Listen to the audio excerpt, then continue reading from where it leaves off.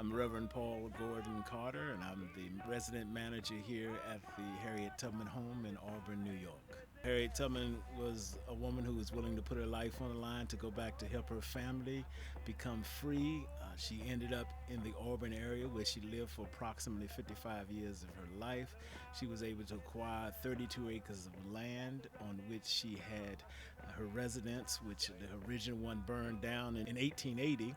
And then she had the brick house built on the same foundation where the wood framed house was destroyed. It was built by her second husband, nephews, and brothers who were brick masons in the area, and they built the brick house.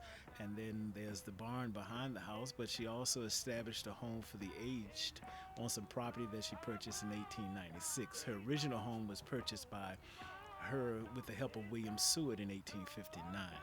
But her home for the aged and the infirmary that she named after John Brown were established on the property that she purchased in 1896 through a land auction.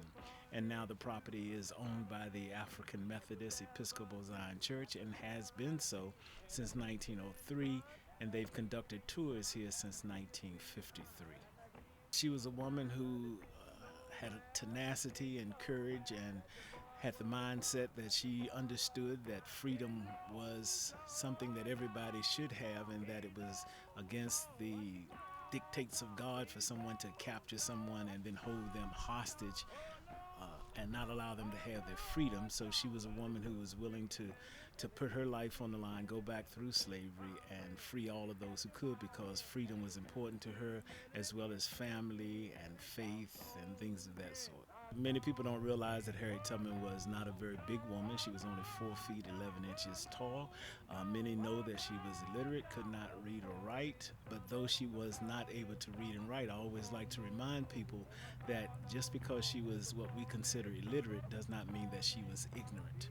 She was able to learn things from her parents and other people that she came across, to such a point that she was able to parlay it into a 32-acre estate with her own home, a home for the aged, a hospital, a pig farm, vegetable garden, and a small apple orchard that she used to generate income for the rest of her life.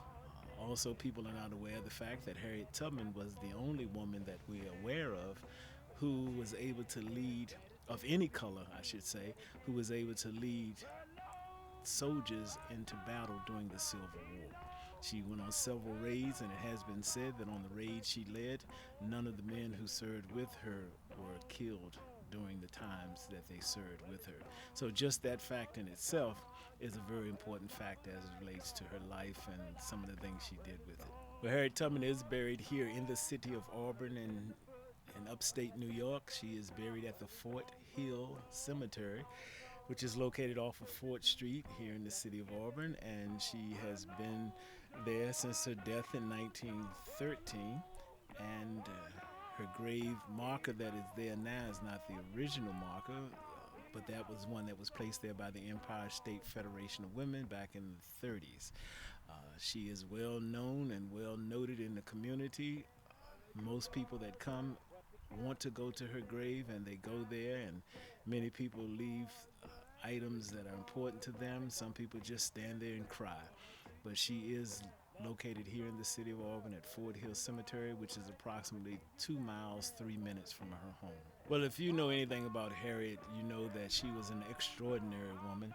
And for those of you who want to know something about Harriet, I truly believe that Harriet was a woman who believed it was better to live for a cause rather than living just because. And so when you get that mindset as it relates to her, you will understand that sometimes you have to have a cause that's greater than yourself if you expect to make a difference in the world.